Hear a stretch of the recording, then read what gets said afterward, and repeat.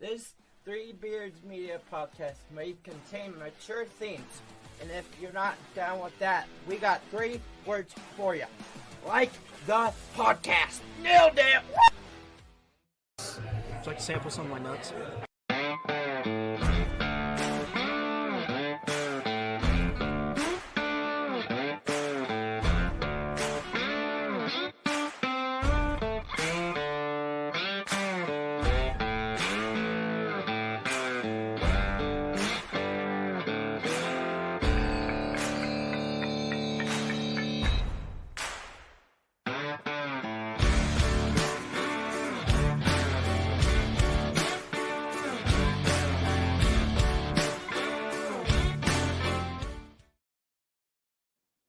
Hello and welcome back to yet again another edition of Old Man Strength, a podcast of Three Beards Media and brought to you by Revelton Distilling Company.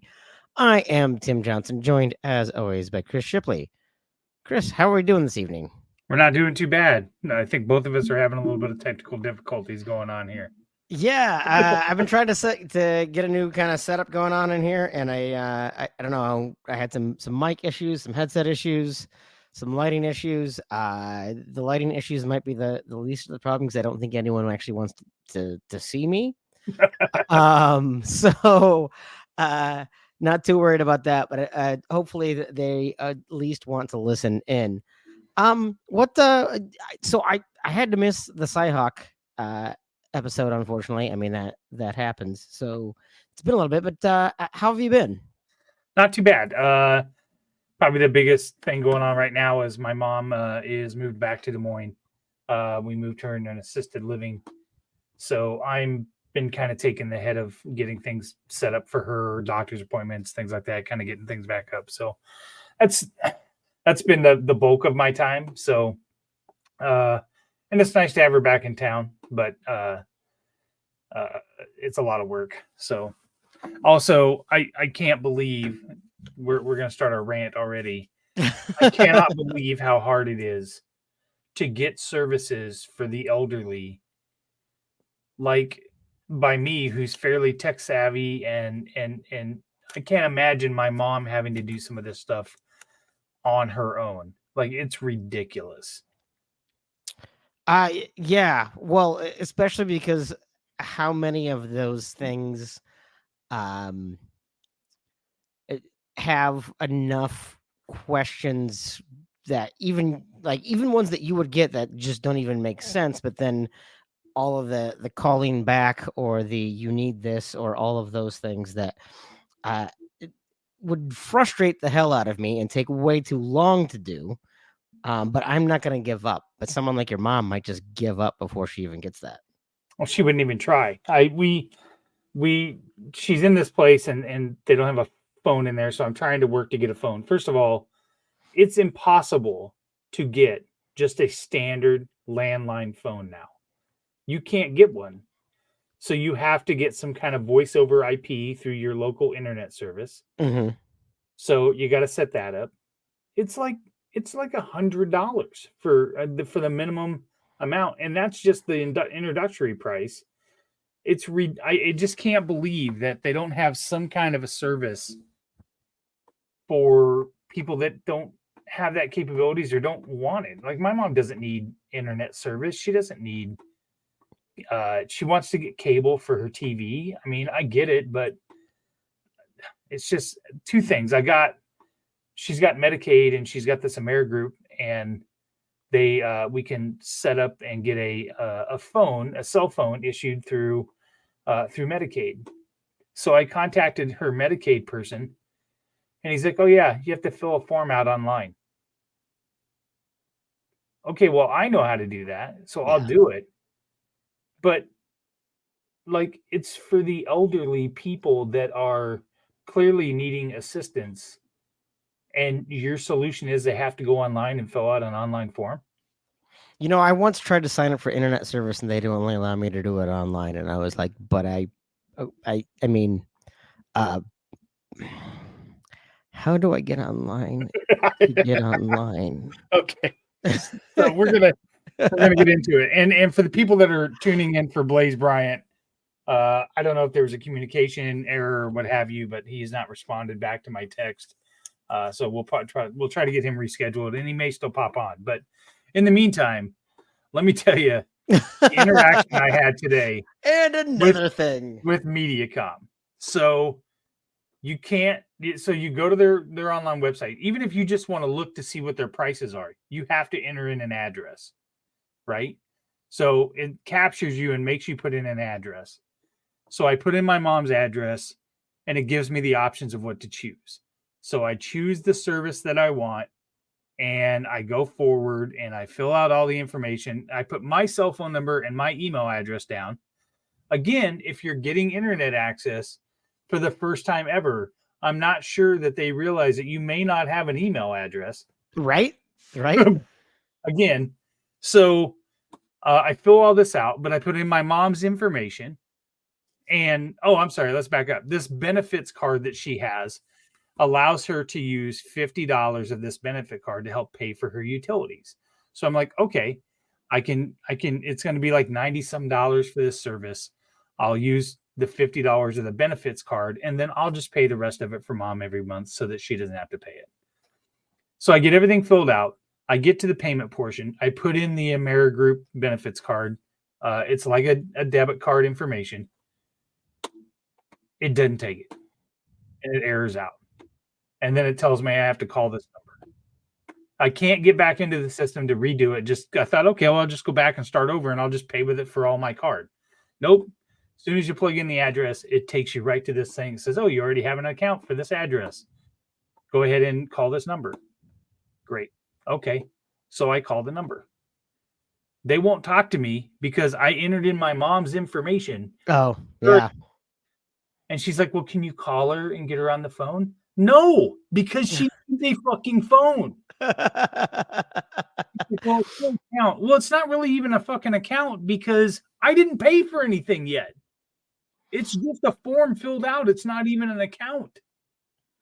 I said, this is ridiculous. They hijacked the address. I can't get back in to redo it. All I want to do is pay. I said, all I want to do is pay you your money. And you're making it so difficult. And they would not talk to me. So I got off the phone, wasted an hour of my time. I get my mom on the phone because she's got this little like FaceTime grandpad thing that you can dial, but it's only And I said, okay, Mom, I'm going to have this other person on the phone. And when they ask you if you give them permission for me to speak on your behalf, you just say yes. And you may have to give them your social security number. Okay. So I get the lady on the phone at Mediacom. They didn't ask me for a fucking thing. They just everything I needed to do. They didn't even ask for my mom. And I was like, what the fuck? Where were you at this morning? You need to have like an AI deep fake of your mom's voice, so you can just go ahead and do all of those things without having to deal with that. If Caitlin would have been here, I just would have had Caitlin play the part of my mom. I mean, God, I was so mad today. It was one of the rare moments where I was physically shaking. I like banged on the desk. I was so pissed. This past weekend, I officiated a wedding. Very first time I've ever been the officiant for a wedding. Every time I tell people I officiated a wedding, they asked if I wore a referee uniform or how many flags did I throw. I don't know what do you say? Perform a wedding? That makes it sound like I'm acting.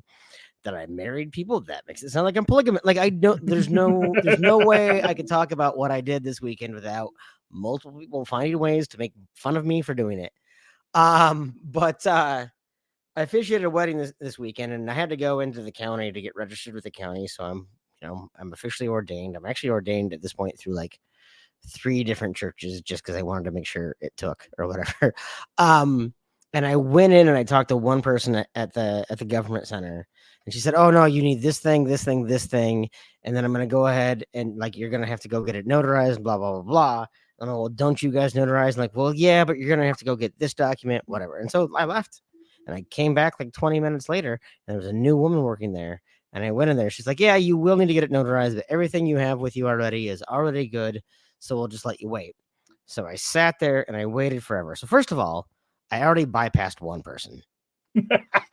And by the way, I slacked and I did not get registered with the county like as soon as I should have, and there's supposed to be like a waiting period and all this bullshit. So this is on me. And this was how many days before the wedding? 26 hours. And no, like I had known, like I had literally put a reminder on my phone to go off twice a day for the last 3 weeks that said, "Hey dummy, you're officiating a wedding." And I promptly dismissed it every single time it came up twice a day for 3 weeks. And so I go up, and so finally, like I'm sitting there and I'm waiting with my ticket at the government center, and it literally says like notary, like that's why I'm waiting. And so there's all these other numbers going off and going off and going off, and I finally get up there, and I go up to the woman, and I just lied just straight through my teeth, and I say, "Hey, look, my friends are getting married tomorrow. The original officiant got COVID and can't be here, so we need to rush to this. I'm willing to pay an expediting fee, but we need to get this done." She goes, "Oh, no, we can waive that expediting fee. This is extenuating circumstances. Let's go ahead and get this taken care of." And I said, "I know these things need to be notarized." And she said, "Well, I am a notary, but actually I can do this without even having to notarize anything. So let's just not worry about that." And so it was going to cost me like $120. I was in and out or $30, got everything done. Officially illegal until Hennepin County hears this, but I mean, come on, I got ordained online. I have an honorary doctorate of divinity, so yeah. But the fact that I could talk to 3 different people at the Hennepin County Government Center, get 3 different answers. I can't imagine someone that's older than me and isn't like as ready to use their sweet looks and charisma like I have to get things done. Like I can't imagine being elderly and trying to go get your ID or get your driver's license or any of those things. Drew, that woman definitely pocketed those $30. That's right. But I did get a receipt, so that's really all that matters. For me, I got the receipt. What's going to happen when that wedding certificate that you signed and the license gets sent into the state, and they're going to be like, "No, I who the dropped fuck is this guy?" I dropped it off this morning. Besides, you don't think there's 12 billion people named Tim Johnson registered to officiate a wedding in like maybe within 5 feet of me right now? Like probably. Right? Like that was kind of my ace in the hole, is even if this doesn't work, I am a Tim Johnson and I am registered. But no, I did get the receipt and the copy of all the paperwork, and everything's all good. And I dropped off the marriage certificate, and they said everything is fine. So I'm not worried about that. Plus, those people are gone in Europe for 2 weeks. There's time for that stuff to work out. Okay, so I got to ask then. Yeah. So this brings up an interesting question, because I've heard people say that they do this. Yeah. What prompted you to get licensed? Mm-hmm. And like, why? Like, why would you? Why? I literally, because they asked. So the couple that I married, Okay, so this is your first one then. Correct. Yeah. So okay. So the couple that was getting married it's the head brewer of Badger Hill. So my old mentee, right? He took over for me, and his lovely bride, who I think is just way too wonderful for him anyway. They asked if I would officiate their wedding, and I said sure. And so I went online and I decided to get ordained, and then I was like, well, this is fun. Let me see how many other places I can get ordained. So I am ordained in like 3 or 4 different churches, but I have actually decided, I think I'm going to get some business cards made up, and I'm actually going to go ahead and try to do this. And then I talked to a couple people at the wedding, including a brewery owner of Badger Hill, like the owner of Badger Hill. And I said, hey, Chris, you guys have a private event space. You could rent that out and do weddings. I'm like, you could offer up my services as like brewer emeritus of Badger Hill, and get your have your not only will you get married at a craft brewery, you will have your ceremony officiated by an actual brewer. And I feel like there's probably enough nerds out there who would actually like that. And for an extra fee, you could come up with your own recipe beer for that particular couple, and it'd be brewed just for them. Yeah, it would be the exact same beer, but yes. Just saying, you could tell them that would be That's true. That's true. wedded bliss, or whatever you want to call it. So, Rob, if you are listening and you would like to have someone officiate weddings down at Revelton in Osceola, Iowa, I am available for hire. I am a hired gun of a minister.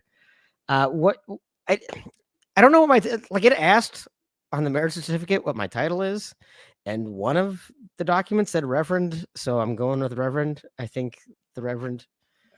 The Timothy Reverend Tim Johnson Johnson works. That totally sounds good. Yeah, I'll take it. At the bachelor party before that, I was trying to just get everyone to refer to me as Padre all night long, which also works because I'm also like 10 to 15 to 20 years older than everyone who was at the bachelor party. So I kind of felt very fatherly anyway. Also, I got really tired and went and took a nap by the fireplace, which I actually did at the wedding too. So it's perfect. That is the most old man thing I've ever heard in my life. Like there's a fireplace at the casino, and I'm like, you guys continue playing blackjack. I'm gonna go over here and read for a little bit and maybe take a nap. Yeah, I felt that way Saturday. You were officiating a wedding. I watched the game here, and then Stacy and I went to Oktoberfest out of the Ventureland.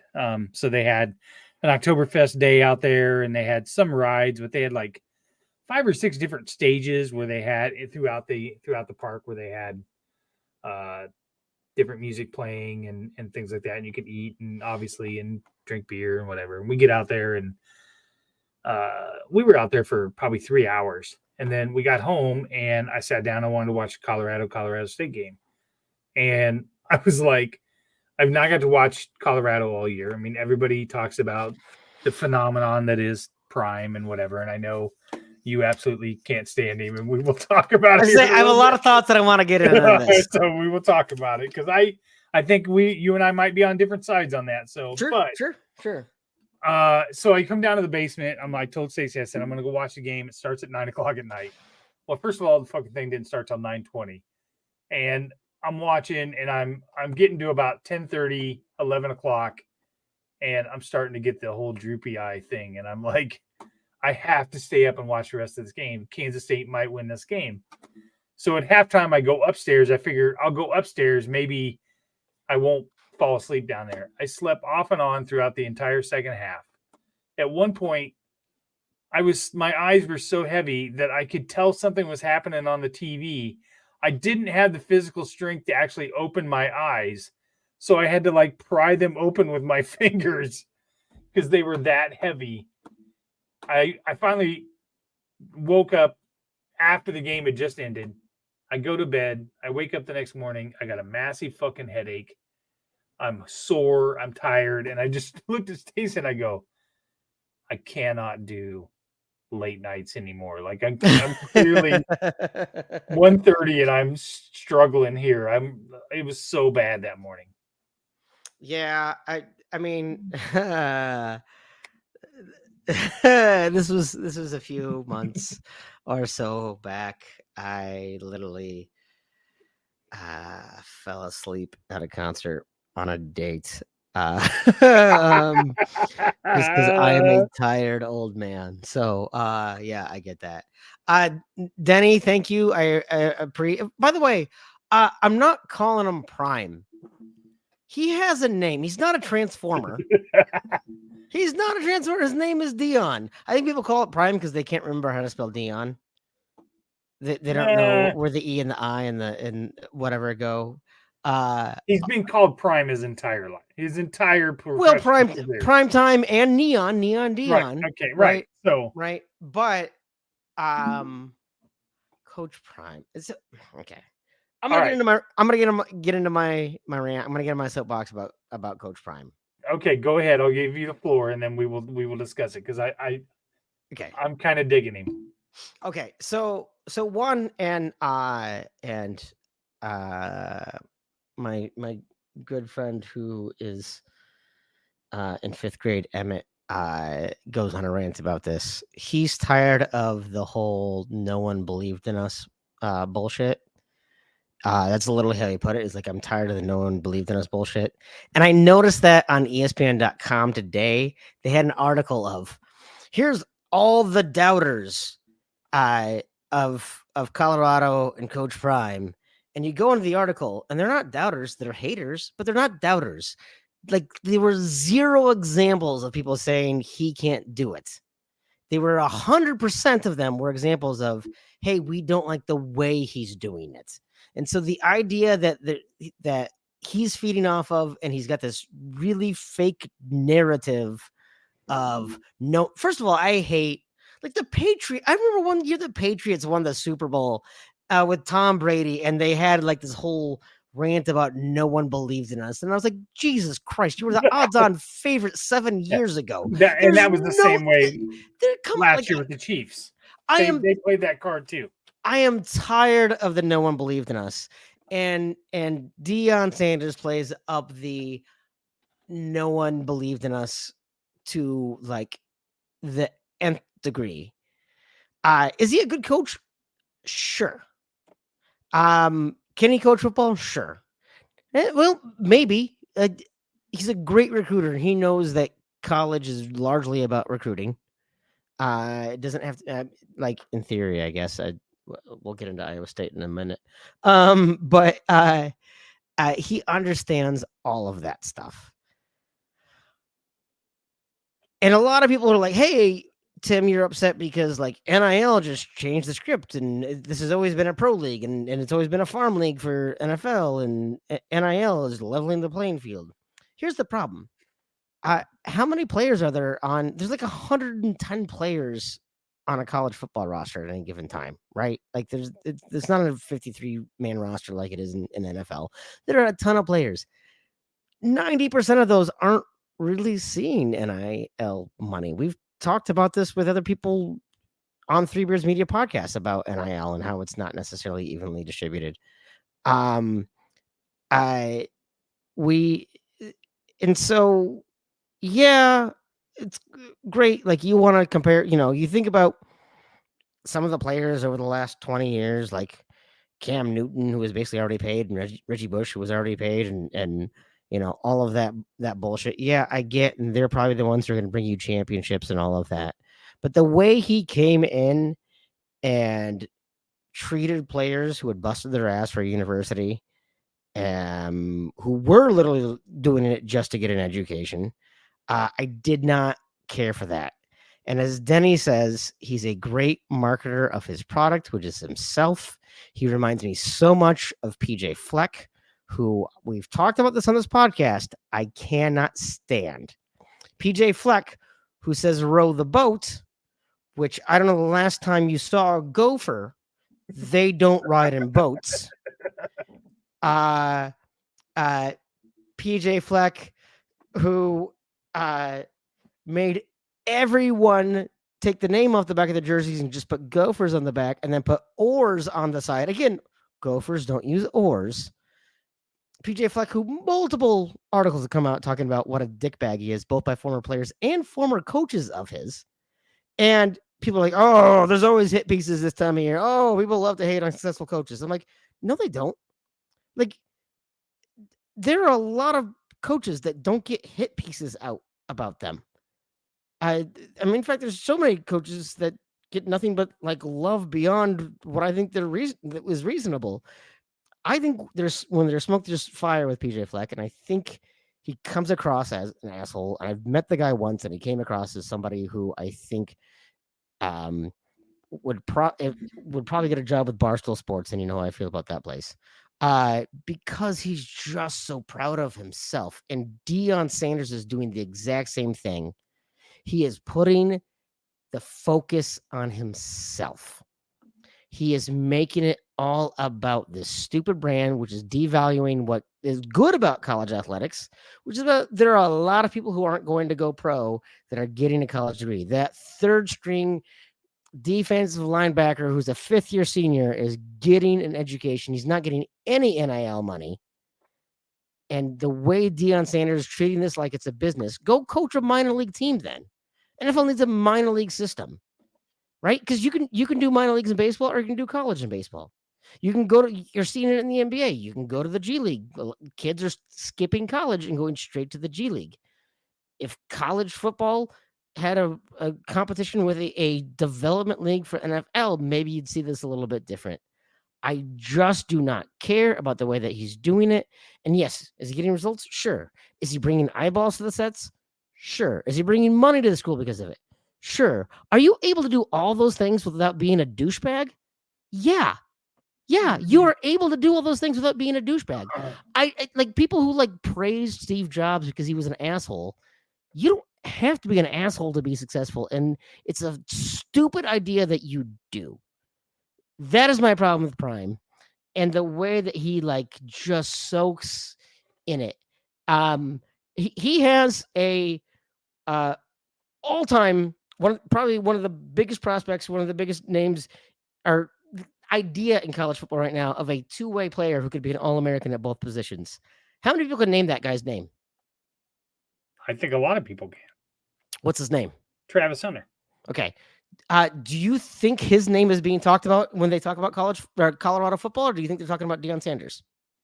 Well, Deion is obviously the draw in the name. That's okay. Okay. Hold on. That clearly is the case. But would Travis Hunter followed him from Jackson State? Travis Hunter was the number one player in America. Yep. And chose to go to Jackson State over Florida State at the time. Yep. And followed him. Yep. Do you think Travis Hunter would have the chance to play both ways and make a case for the greatest college player playing right now and be in the Heisman running if he would have went anywhere other than Deion? Yes. Because yes, you think that other teams would have let him play both ways? Yeah. No. You're giving Deion way too much credit for being a football mind. This guy is a physical beast. He had no choice than to play Travis Hunter both ways. I literally think that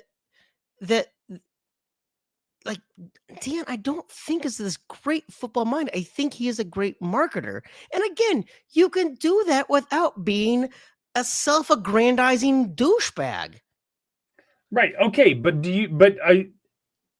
If Deion wasn't the way he was, if he was just the coach that he is, without the personality, sure, is the electricity and the excitement that built around that Colorado State game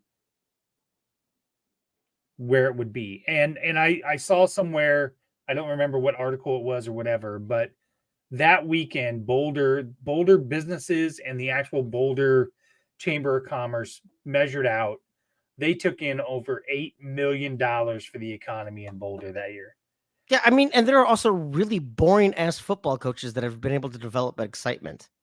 You don't have to be. You can develop. I mean, look at how excited Iowa State fans got around Matt Campbell. Look at how many records were built on attendance with Matt Campbell at Iowa State.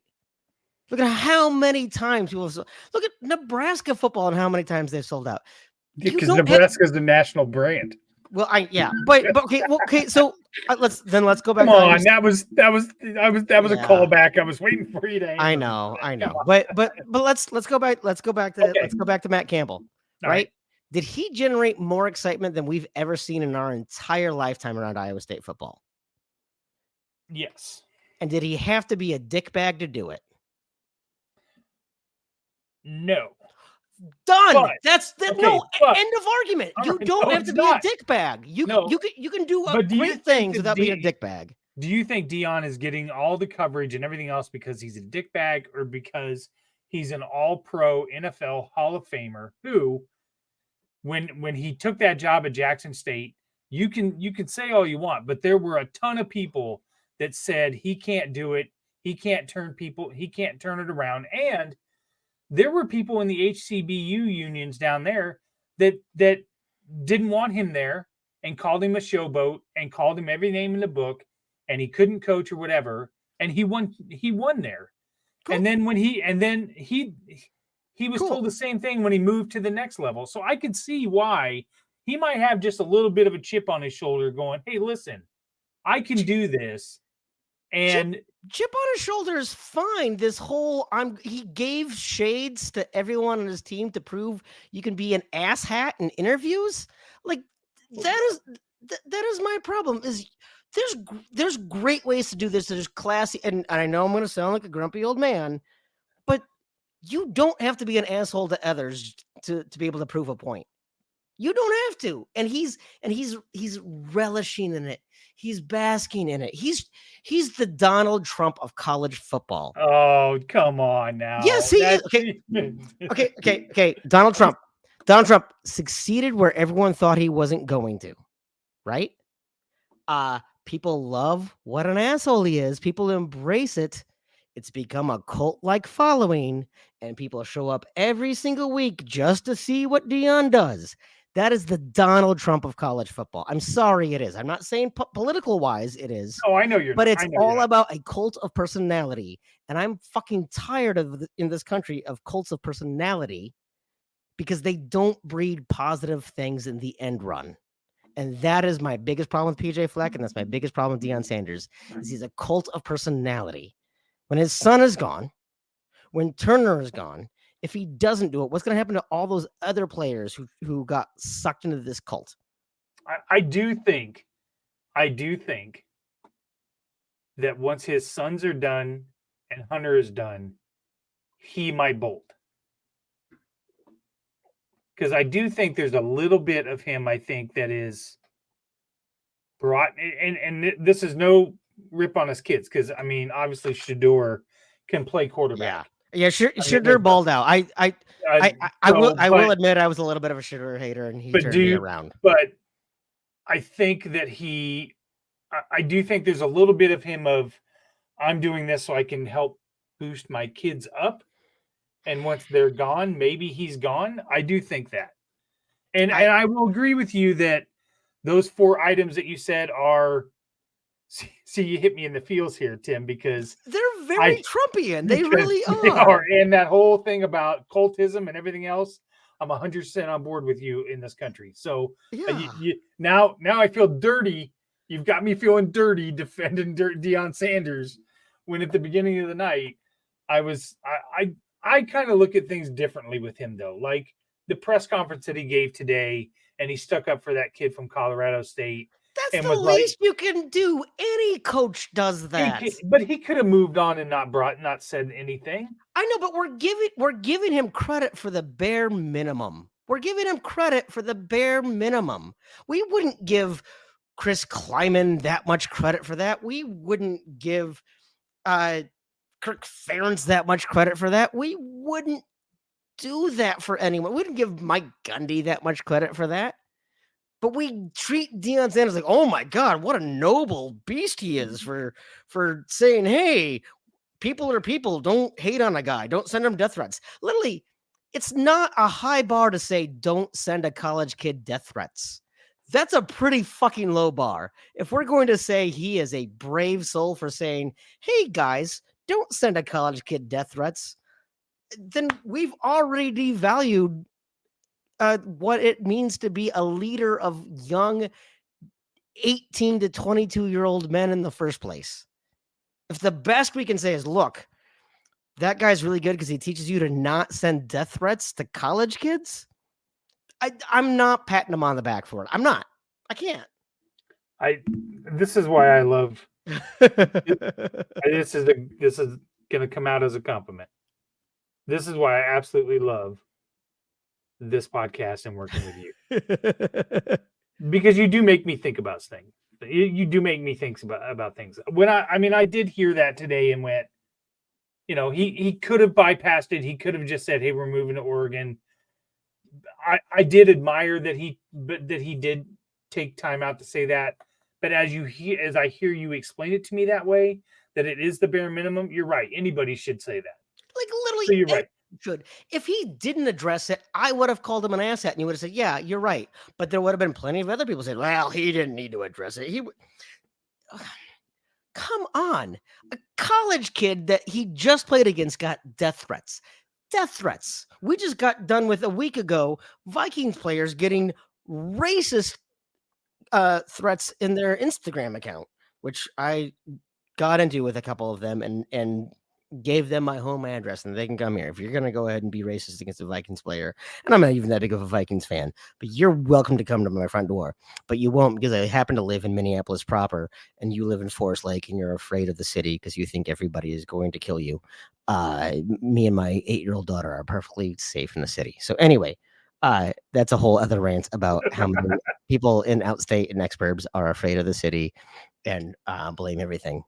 I saw somebody post on Twitter today a picture of a Corvette with the top down parked in Minnesota proper, and they were like, and the caption was, "Yeah, it's really dangerous here in Minneapolis. We're just parking our Corvettes out here with the tops down because we're afraid somebody's going to steal it."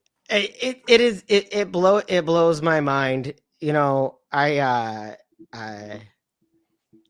Granted, I will admit that I had my car stolen, but I had my car stolen in a really affluent, really safe area.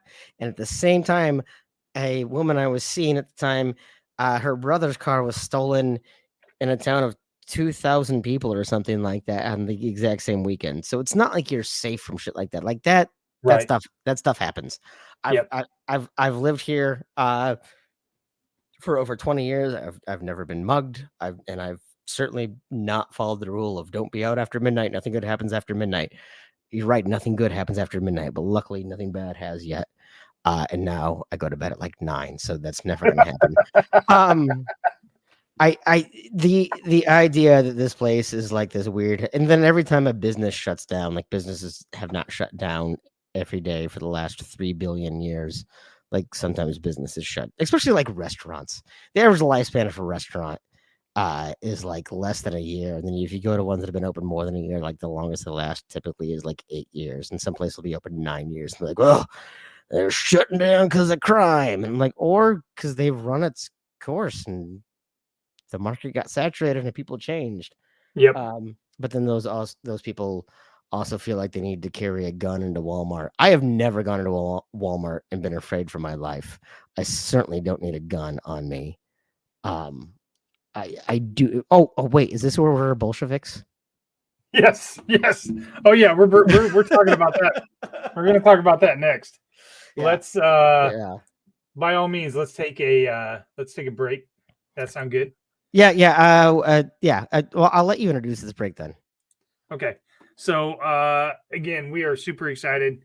Revelton Distillery, just want to thank those guys for renewing their sponsorship with us, putting their faith in us.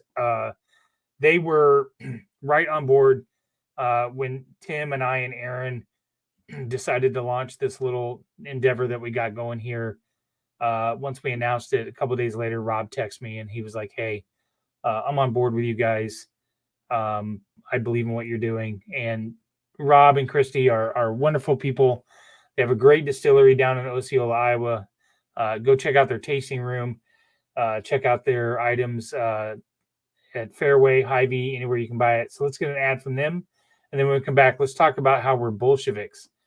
Yeah, absolutely. I'm going to go refresh my whiskey, by the way. All right. At Revelton Distilling Company, everyone has become a part of the Revelton family. From the Taylors and their daughter who helped perfect their award-winning gins, to the team who installed Lucy, our 33-foot-tall custom-made still, right down to the local farms that provide our coveted corn, and even the cows on those farms who consume our mash byproduct. Want to see the farm to flask come to life? Now you can tour Lucy and find out where we take Iowa's harvest and transform it into our finest spirits. Choose between a 45-minute tour or find out even more by scheduling a VIP behind-the-scenes tour to get the taste of the full Revelton experience. You can visit them at 1400 West Clay Street in Osceola, Iowa, or find all of Revelton's award-winning spirits at any local grocery or spirits retailer.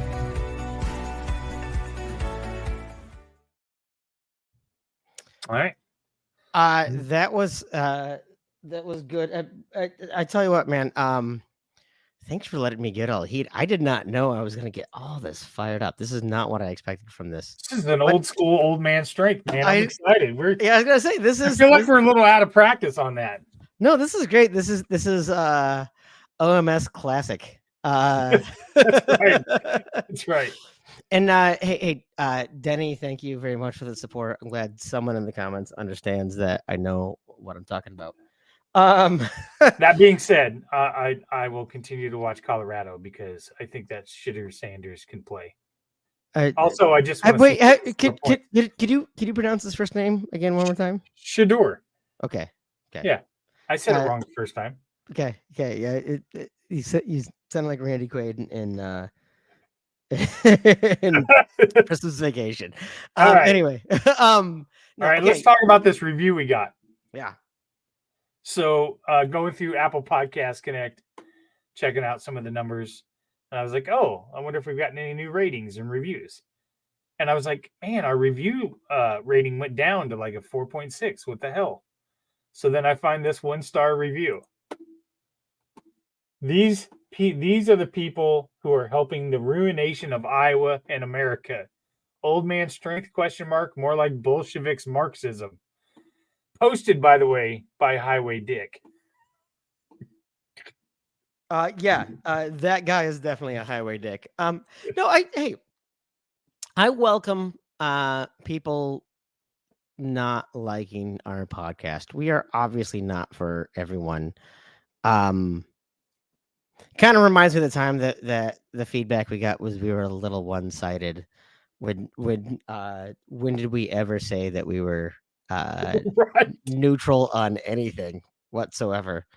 Also, like I want to point out, this is not a well-kept secret that Rob Taylor at Revelton Distilling used to be in politics. Used to represent politics different than mine. Still probably has political views different than mine. And my favorite thing about Rob is that he has never once tried to get us to say anything other than what is on our heart and on our mind. And I think for as fired up as we get about things, I'm still wondering what the fuck made us Bolsheviks. I had to look it up because I couldn't remember. because high school government class has been that long ago. It's a long time ago. At first, I thought Bolshevik and Marxism was an oxymoron. I thought they were opposite, but they're not. They're not. No, at least that person was consistent. You usually get like communist Nazis, and I was like, okay, but and of course, one of our former guests, Ryan Happy, commented and said it ain't that deep. And I said it was probably your episode, Ryan, that put him over the edge with the bath. And taking this country down one bubble bath at a time. So I'm sorry, Highway Dick, if bubble baths and some candles ruined your evening for you, but because I'm sure that was the take. I'm sure that was the take that did it. Listen, I don't hide who I am on social media. I don't hide who I am on any of our Three Beards Media podcasts that we're involved in. But I do welcome open debate, and I do welcome other points of view as far as being respectful to that, short of absolute batshit crazy conspiracy people. Those people I put a hard wall up and don't even give them a chance. But I don't have, I've said this before, I don't have any problem having a conversation with somebody that may see something different than me politically. I can be respectful. I can get my point across, and we can move on and have a drink later. That's okay. But these people that take this shit to extremes and the country's coming down, at the crumbling base and all that out because somebody might be on the other side of it. I can't with those fucking people. I can't. I'm not going to tolerate it. I'm not going to handle it. Yeah, no, and so I get on the fence about the conspiracy theory people, because like right now the funny one to me right now is that John Fetterman has been replaced by a body double. I don't know if you've seen that online. I've not seen it. No, It's it doesn't surprise me though. It does not surprise me. John Fetterman, has come out. He's got a nice big burly. It's the fucking sexiest mustache ever. Like that. Oh yeah, I've seen that. I've seen him lately. Yeah. Right? He looks like Sergeant Slaughter, who for a while followed me on Twitter. He looks like Sergeant Slaughter, but like better. And people are like, nah, that's not him.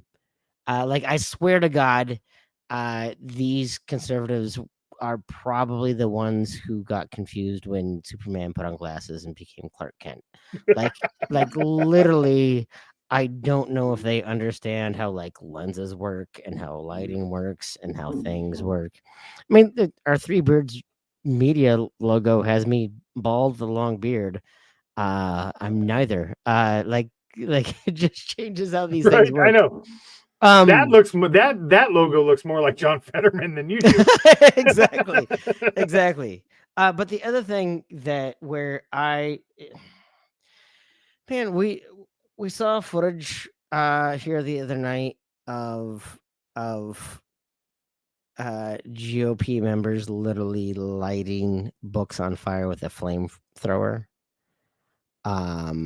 We have seen a very very clear hypocrisy from obviously Marjorie Taylor Greene and Lauren Boebert. I think we've seen ridiculous articles articles of impeachment have been drawn up, but an impeachment inquiry on Joe Biden for just doing his job. And I'm not a Biden fan by any means at all. I think there's just a lot of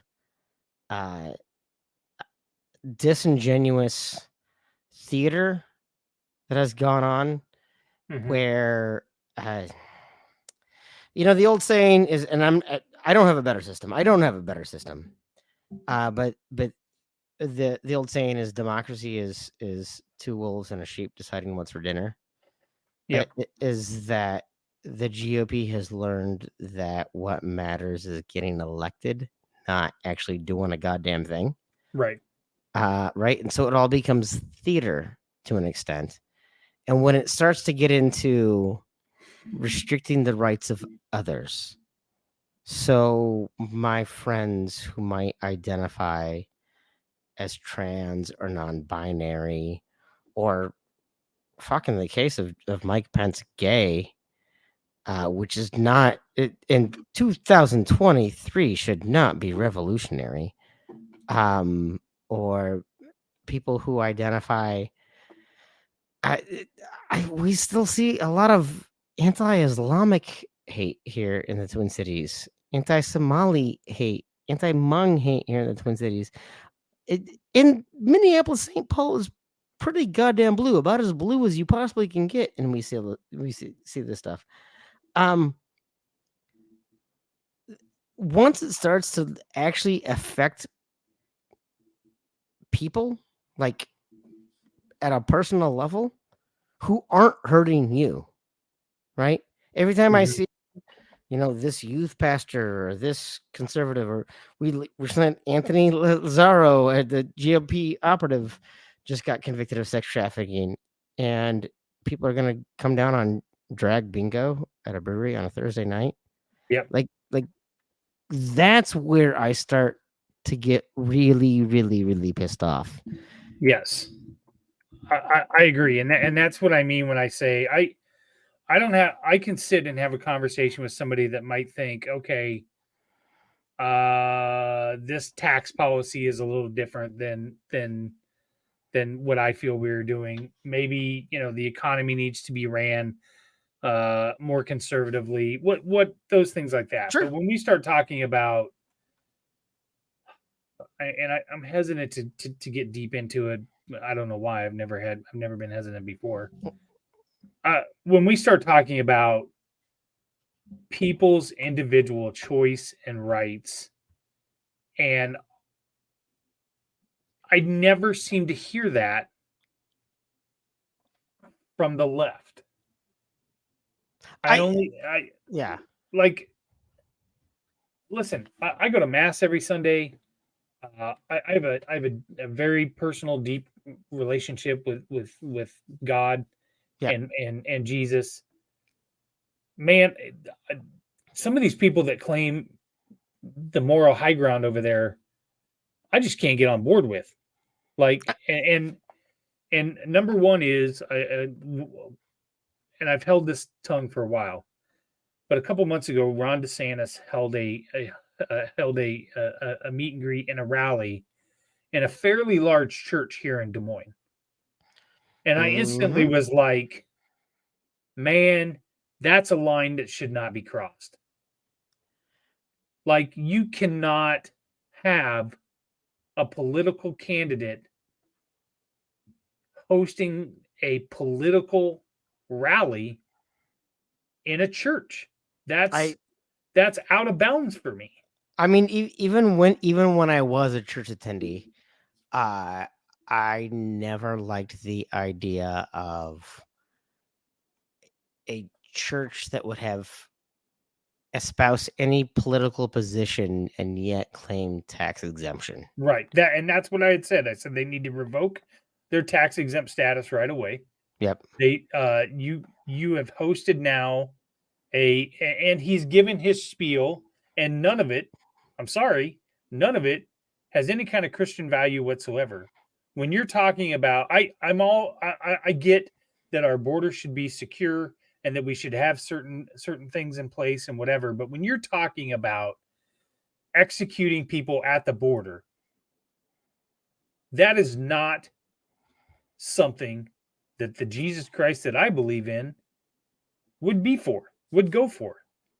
You know, And you're preaching that, and you're talking about those types of policies and whatever in a church. That's no. Yeah, the big thing that seems to get lost on conservatives well, I shouldn't say conservatives. Again, if you want to get into tax policy, if you want to get into government spending, which, side note, the national deficit under Trump went the opposite direction. Let's not pretend like correct that. Let's not pretend like that was a positive that was not a conservative when it comes to that. Correct. I would be a conservative when I historically I have voted more liberal in national elections and more conservative in local elections. Typically I have voted a lot more conservative in local elections because we're doing really well in this state, and we have for years now. As of late, we've had our fair share of batshit crazies. I literally was just looking earlier today. I have a letter of thank you from one of our representatives who got voted out because he was a shitbag, but he thanked me for giving him a tour of the brewery. And literally, I had been trolling him on Twitter for a long time, and it took about 90 minutes into the tour before one of his aides figured out who I was. Because he kept on talking about things about like small business, blah blah blah blah blah blah, and I kept on talking about work. And hey, man, I'm a capitalist who believes in workers' rights. I know that seems weird. Like, people always want to put you on workers' rights or capitalism. Right. I believe in the ability to grow your business and to develop something. Man, if someone wanted to pay me $1 million to sell Old Man Strength at Three Beards Media, I'd sit down and say, so let's talk about, will these be large bills or small bills? But that doesn't mean that I'm not going to look out for the fact that people just have a right to fair treatment. So I care about those things, but when you start to get into not just the how we're spending money, all those traditional things, and you get into things like border security and things like that, it reminds me of the parable of the Good Samaritan, right? So we all know the parable of the Good Samaritan. What the biggest challenge I have with most Christians with the parable of the Good Samaritan, and I've seen this in Catholic churches, I've seen this in Lutheran churches, I've seen this in evangelical churches, is they all lack the historical context of that might as well be called, for Americans, the parable of the good Mexican. It is inherently racist, and I don't mean racist like the Bible is racist against races, but inherently that whole story, the Samaritans were treated as a lesser than. Yes. So that story isn't about, hey, here's a guy who did a good deed. That story is literally about, here is a class of person that we thought was a lesser class of person. So when Steve King talks about calves the size of cantaloupes, or when Trump says they're sending their rapists, their murderers, or whatever, or even, I mean, fuck, Joe Biden 20 years ago and his stance on this. I'll play both sides. Yep. The way Barack Obama continued drone strikes against other people, like this is not a partisan issue necessarily, but to suggest that any of these things are Christian morals is because people look at the parable of the Good Samaritan and think it's about people making good choices, and it's not what it really was about is learning that people that you consider less than might make more moral decisions than you are willing to accept. And you now need to accept that the people that are already in a quote unquote lower class or a lesser class are making great decisions. And I feel like that parable might be one of the more misunderstood in the Bible when you consider that at the time people from Samaria were literally treated like we treat people from Central and South and even Mexico, like Central America, the way we treat immigrants, which I shouldn't say all immigrants. There's never been anyone proposing a border wall against Canada. Right. And I know plenty of people who have snuck in illegally from Canada. There's never been people proposing tighter restrictions on people immigrating from London. Right? Right. And let's be honest. This immigration debate, it's about race and class. It's not about protecting the sovereignty of America. It's not about protecting the sovereignty of America. It's about race and class. And so if Ron DeSantis is going to pull that shit, he's not a conservative and he's not a Christian. He's neither. Right. Yeah, and I'm not sure how they hijacked. I mean, they have for years. I mean, it started with Reagan and that era, how they've hijacked the family values, right-wing conservative Christian market. It's I think what starts to scare me now is we are moving away from, again, I am in more of a central area where I am very close to my God and to my personal relationship. Mm-hmm. I would consider myself a very faithful person. But man, we are starting to move into Christian nationalism, white nationalist territory that is like fucking dangerous. Like, yeah, to your point, the other day when with the video of people burning books, I mean, you look at the state of Iowa and you ask yourself, what law have they passed that has been the betterment of society and their citizens? They are allowing people to target literature and books in libraries and telling you what you can and can't read. This is the argument I have for that. So there's a certain book, for example, I don't know let's say there's a book in a library, in a school, and you find it inappropriate. You don't want your child to have access to that book. Yeah. Okay. That's within your right. You don't want your child to read that book. But what if I'm all right with it? Why should you be able to tell me what my kid can read. You shouldn't be able to do that any more than I should be able to tell you your kid should have to read that. I mean, So why the moral high ground? Why do you get to choose what my child doesn't have access to? well, You shouldn't. I mean, frankly, if half of the people getting up in arms about any of the books going on, so I have made no bones about the fact that I was raised more religious than I am right now. But that also, I will tell you, I have read the Bible 3 times, through 3 different ways. If you've read any of the Old Testament, if you've read Song of Solomon in particular, you know there's some pretty racy stuff in there. Yep. King Solomon had how many wives? Supposedly the wisest man who ever lived, right? Yep. Had how many wives? King David and his lust and the murder that came out of that lust. If you've read any of these things, they are way racier than a Judy Blume book that talks about maybe some kid masturbating once.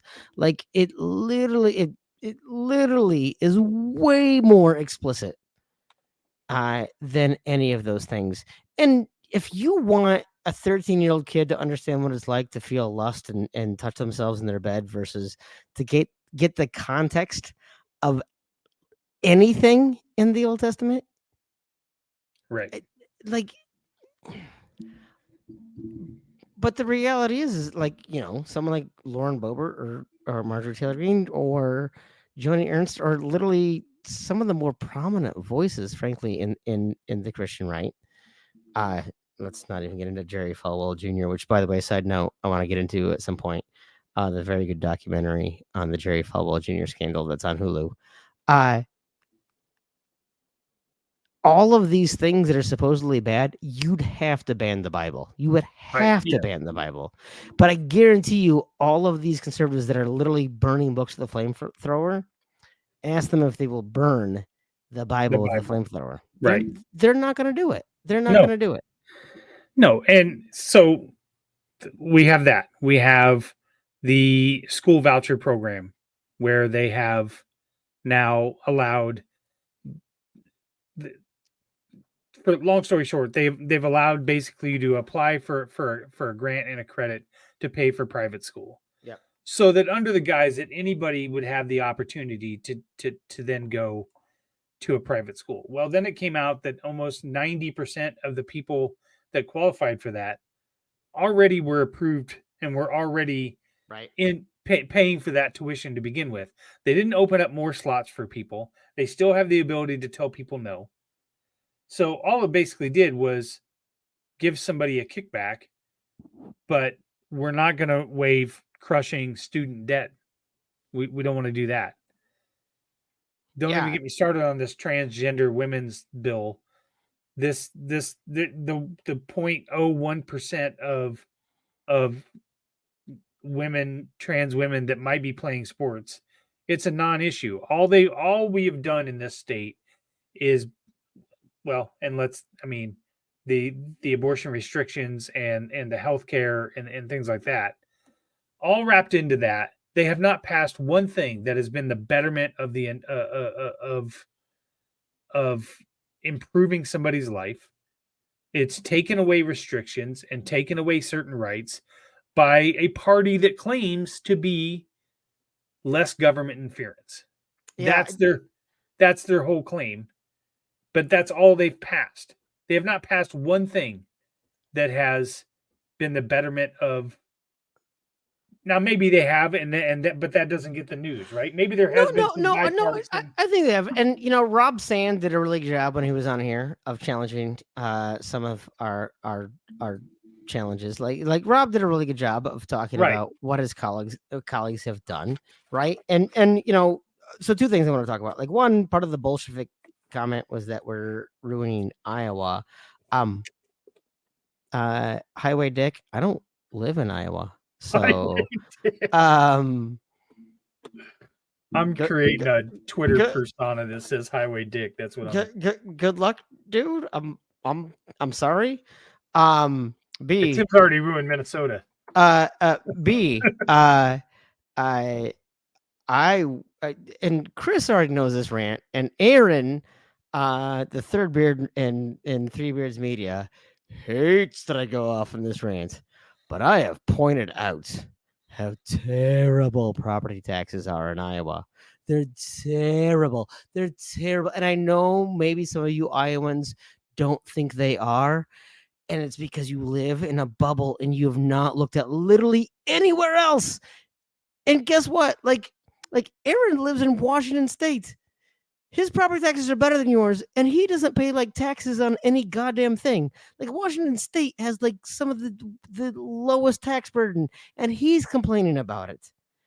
You guys are doing nothing to draw Fortune 500 companies into your state. You're literally pushing them away. That's You're correct. literally discouraging everything you do when it comes to trans rights or gay rights or any of these things. Is literally, why would I, if I'm 3M, United Health, like United Healthcare is like the third largest company in the United States right now, up here. It's up here in the Twin Cities, but it's one of the largest by revenue. It's like the fifth largest by stock. Like, do you know how many of those employees have trans kids or are trans themselves? Yeah. Or just trans sympathizers? Why would they want to go to a state like Iowa that is being negative to that? Like, you're already pushing these people away with this legislation. I know you think you have it good. I'm sorry. I thought I had it good in beer when I lived in a beer bubble. And once I got out of the beer bubble, I went, oh no, that's just the bubble I lived in. I'm not ruining Iowa by being a Bolshevik on a podcast. And if I did have that power, your state fucking sucks. I'm an idiot on a mic. I'm not bringing down your state. Thank you, Highway Dick, for that. But there's just so many other things about that it's like the number of, so it's weird to me to see the 1940s, the Democrats really held the evangelical vote. The Democrats are traditionally known as the DFL because they had the farmer and labor vote. And in Iowa right now, if you belong to a union or you are a farmer, who are you likely voting for? Let's be honest. Yeah. And so the DFL has done a shitty job of representing those people. They've done a shitty job of representing those people, and I get that. They're dropping the ball left and right. I just don't get how many people vote against their self-interest, and they do it because of, this is what we call a callback. This is where I go back earlier into the podcast. Cult of personality. Yes. People care about Joni Ernst because she's a firebrand. People loved Steve King because he's a firebrand. And you know who they voted in? Oh, yeah, maybe they didn't vote out Steve King. They didn't exactly vote in someone who's like a radical. They just voted in someone who's like less of an asshole. Right? But probably still as dangerous. Correct. Yep. The reality is that people are voting radically against their self-interest because of cult of personality. This is the way I'm tying a bow on this conversation here, Chris. You say it so much more eloquently than I do, because I mean, there are times that I want to go off on a rant or whatever, and I just back away, because sometimes I do feel like I'm just banging my head against the wall. Right. And I see those voting against self-interest in my inner circle. I mean, listen, my mom is in assisted living and has certain needs and things like that, and programs that are designed to help her, and certain people that get elected cut those types of funding for elderly citizens, but yet they still turn around and vote for them. But then later on will complain because mom doesn't have this service or that service, or Aunt Lyda doesn't have this service or that service. I mean, and it's all I can do, Tim, to not lose my mind. Yeah. So let's. Yeah, the same way that the GOP hijacked the Evangelical Party, they've done it with the Labor Party. They've done it with literally everyone else. And I've said this before. And we'll put a wrap on the state of Iowa. You know who I blame for that? The Iowa Democratic Party. Yeah, because they fucking suck. They're terrible. They're terrible. They're absolutely terrible. The only glimmer of hope that I've seen from them in the last 6 or 7 months was when Warren County, I don't know if you heard about this story, Warren County had an auditor that had retired. She had been in the auditor's office for 20 years. And the representatives here in Warren County appointed a GOP member and the lady was a Democrat, and wanted the board to appoint her assistant. They didn't. They appointed a known GOP person who had pushed conspiracy theories like 9/11 wasn't real and the election was stolen and everything else. And the Warren County Democratic Party and the state Democratic Party got to work, got enough petitions, and then Kim Sheets ran a solid campaign to get elected to Warren County Auditor in a special election. That was the only time that I saw that they had actually done something. And but this county, this state's Democratic leadership is in shambles. It's in shambles. Well, it's in shambles across the country. There's literally no reason there hasn't been a blue wave other than the fact that the Democrats can't get out of their own way. They cannot stop tripping over their dick. And man, I want to be fair to people with a lot of experience. Nancy Pelosi, step the fuck down. Yes, you're the Chuck Grassley of this, and you're trying. Dianne Feinstein. No one cares. Mitch McConnell. Speak for me. Mitch McConnell, Nancy Pelosi, Dianne Feinstein, Chuck Grassley. Why are you still there? Why would you not want to spend time with your grandkids and rest on your laurels and whatever? I know why. Because the people behind them are so desperate for power that they put their puppets up there and push them out in front of the camera when they can't even function. No, I'm still convinced that for Chuck Grassley, it's that literally his family hates him. and he probably gets free Dairy Queen. But, which he misspells yes. Quen on Twitter because he thinks he needs to save characters. Yeah, I've said several times. I think Joe Biden was the only one that could defeat Trump at the time. He needs to move on. Oh, he's not helping anybody. I swear to God, I swear to God, half the reason, and I'm not even a fan of hers because she's a whole other conversation we get in on another podcast about Bolsheviks is our stance on police and things like that. And obviously we have had 5-0 tweets. We've had Sergeant Paul Prizik on here, and we are not anti-cop. Although we have been accused. We got accused of being anti-cop. Like we did. 2 episodes after we had Paul on. Yeah. Right. Not by Paul. Paul. Yeah, Paul literally is like, "Fuck those guys. I'm not coming back on there." I believe that was actually the official stance he said as the don't quote me on this. I can't be sued for libel. The official stance of the Des Moines Police Department. Right? No, it's not. No, it's not at all. Paul's a good friend of ours.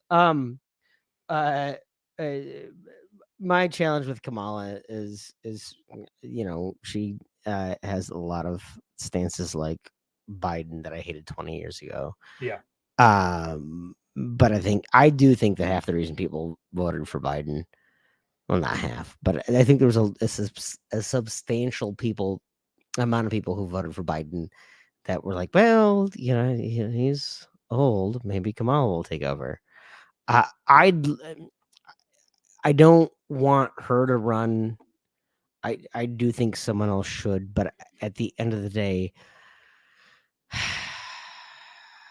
my parents asked me to unplug the Roku. I'm tired of old people trying to run the country. Right.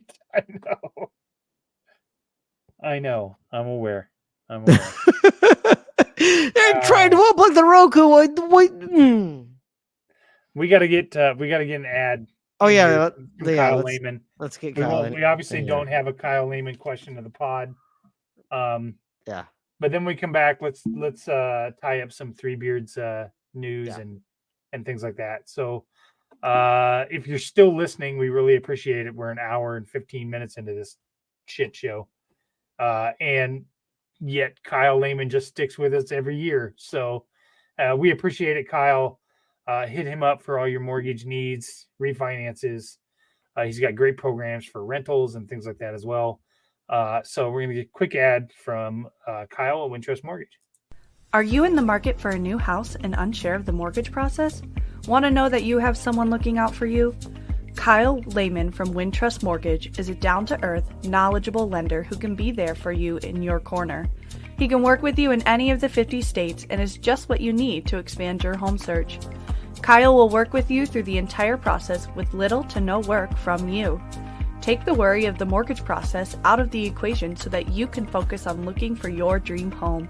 Contact Kyle at www.wintrust.com/Kyle-Lehman or call him at 515-473-0546. By the way, guys, if you have not bought a house within like the last 10 years, I bought a house this last spring, and I have purchased multiple houses in the past, and I can tell you that this last spring, the house buying process was a nightmare compared to what it used to be. It used to be like, hey, you show up and like, hey, got a couple bucks. My name's Tim. Give me a house. And they said yes. And then in 2008, the housing market collapsed, and then we went through all these regulations and it's fine. And then 2015 or whatever, I bought a house, and they're like, you know what? It's still not that bad. Let's get you into a house. And then this last year, they were like, we have 3 riddles, and I don't know if you've seen Indiana Jones: The Last Crusade, but you're going to have to learn Yiddish and find a way to get across a cavern. And I hope you didn't get your head chopped off. And then maybe we'll consider if you can get a mortgage. And the best way to get through all of that is to get a mortgage specialist. So I cannot tell you enough how much finding someone like Kyle Lehman is very important in that process. So please go ahead and check him out. Kyle, that might be the best commercial you've ever gotten. It might be. I'll have to pull that out and we'll just send it over to me. Somehow we wrapped up home buying and Indiana Jones and Yiddish all in the same. Yeah, well, that's what good. I do. Well, so Chris, we've had a whole lot of things. I thought I did a really good job of wrapping up a bow on Cult of Personality, and then I just went. But then I went just batshit crazy on everything else. But we do have some really exciting things going on at Three Beards Media. You're much better about like keeping up to date and informed in all of these things on what's going on, because I'm tired. So can you let our listeners know what else we have going on this network? Yeah, well, let's talk about our recurring shirt sales right now. So we here at Three Beards Media are big proponents of equality, and this spurred from another podcast of ours, Hot Mess Happy Hour, when they had Steph Copley on, and talking about how labeling women's teams by the the label of lady diminishes their importance to the universities and so forth. So that kind of sparked an idea of a t-shirt. So currently what we are doing, we are selling these shirts and the money is going to Iowa State's We Will Collective to be earmarked for women's athletics only. And then on the University of Iowa side, we are doing Her Keys, which is an organization that supports women's athletics. But I thought it would be best to let Steph Copley explain the real reason behind the shirt. So we're going to get a quick word from Steph and why it's important. Like someone said, I get it if the name is genderized, like the Cowboys, the Cowgirls. Like DCG has the Phillies and the Mustangs. Like I can kind of get that. I think you should probably just change your mascot at that point, but whatever. But here, there's no reason for it. There is no reason for it except to suggest that the women are less than. And frankly, like if you don't understand that, you're part of the problem. And I'm just like, I'm done. And it's conversations like these that in the past I would have been like, like whatever, it's a small thing. No, it's not a small thing. Let's talk about it. And I'm sorry if you don't like it. If you don't like hearing me talk about it, don't listen or don't follow me or whatever. I'm just done not saying the things anymore. I am committed to saying all the damn things and like, sorry. But I'm not sorry. I'm not sorry. You're not sorry. No. I mean, I don't know how to better to explain it than to let the women of Three Beards Media explain it. I think that's perfect. So I don't know if they're still around. I know the Eastern Iowa Hawkeye Conference isn't around anymore. I don't know what the hell that's called anymore. But when I was growing up, we played West Liberty, and the men were called the West Liberty Comets, and the women were called the West Liberty Lady Bells. First of all, why weren't they just called the Bells? Why did they have to be Lady Bells? Right. They weren't even the Lady Comets. They were right. Lady They weren't Bells. even the Comets. Right. Right, none of that made, and plus they spelled bells like with an es, like Southern Bell, like none of that made like Liberty Bells. If they both would have just been Lady Bells, it means I don't know what Liberty has to do with.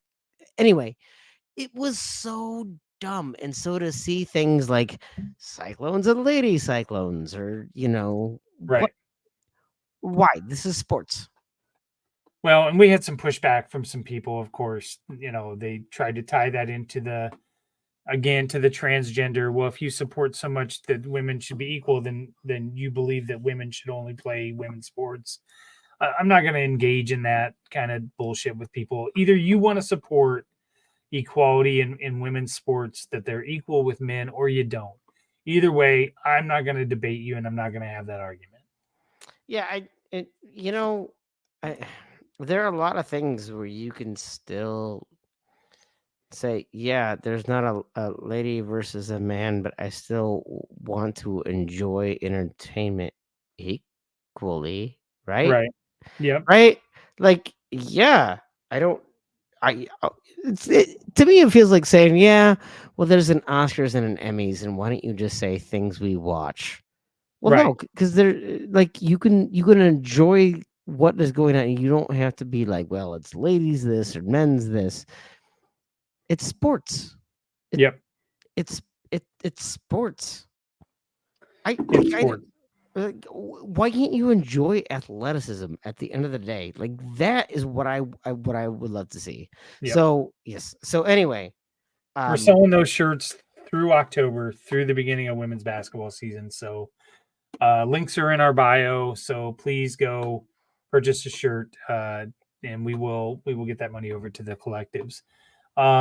As far as everything else, we're kind of at full strength on pods right now. Ball Don't Lie with Teddy and Justin. Yeah, I was gonna say, so I know you brought this up on the Cyhawk preview show on OMS, but why don't you spend a little bit more time and talk about what our new podcasts are? So we're now deep into them. So 10 strong. We have the latest 3. Let's just talk about the latest 3. Obviously, our Hawk's Eye View with Drew Shipley from he's from Maryland. He was an Iowa graduate, serves in the armed forces, and then Andrew Barber a local guy here in Des Moines. They do something a little unique. They do a quick little 40 minute preview episode on Thursdays, but then they do a nice little instant reaction show after Saturday's games. So those quick hits, they go twice a week. And then Justin and Teddy are doing Ball.ly. They've resurrected that. They were formerly with the Sean Taraz Show, which was Sean Roberts' little production company. They go Thursday afternoons at 4:00 in the afternoon. They give you their college picks, their NFL picks, and then Sunday mornings, they tweet out their picks for the Circa Millions. They have entered the Circa Millions, and you can keep track of their record picks. They are 7-3 right now on their picks.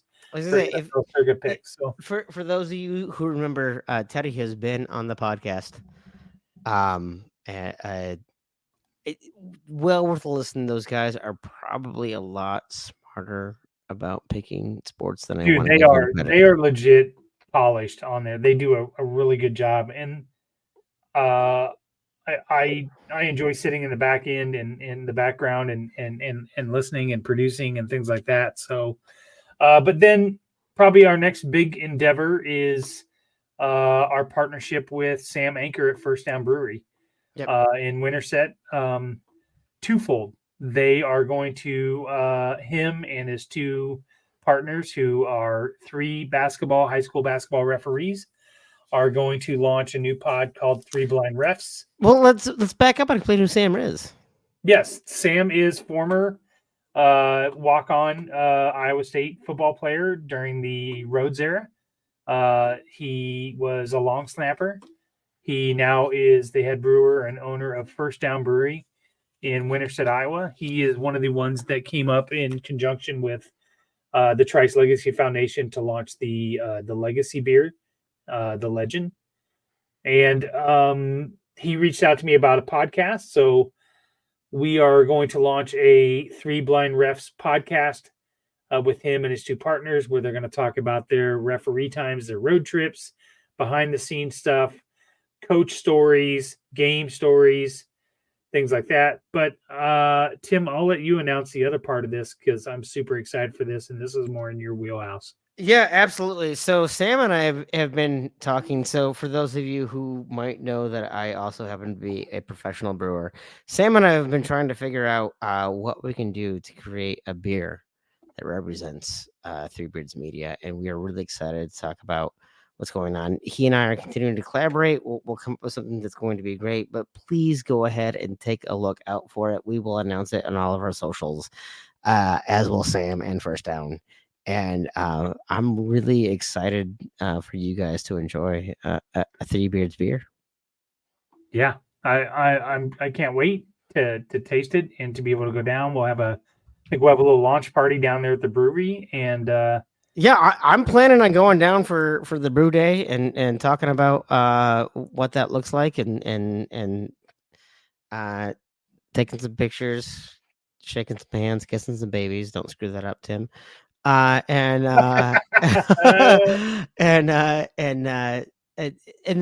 when I say collaboration, as a brewer, we do a lot of collaborations, and I would say that this is absolutely a very true collaboration. Sam and I have talked a lot about, like, we've annoyed Chris very much with what this looks like. He has no idea what we're talking about. None. I've even tried using small words. I mean, I think it was in English, but it could have just been Chinese as far as yeah. You can't use a word like methoxypyrazine and not lose Chris. So anyway, very excited for what we're gonna do. So go ahead and keep posted to that. And then that Three Blinds Ref podcast, really excited to see how that develops, and a very unique perspective for a lot of people on Old Man Strength and on Side of the Storm and on Hawk's Eye View and on Hot Mess Happy Hour and on how many different shows, Chris. Ooh, you changed cameras. Look at that. You're fancy. Stupid thing. But how many times have all of us thought that we know better than refs? It's going to be fun to actually have people Bill Blank's gonna hate him.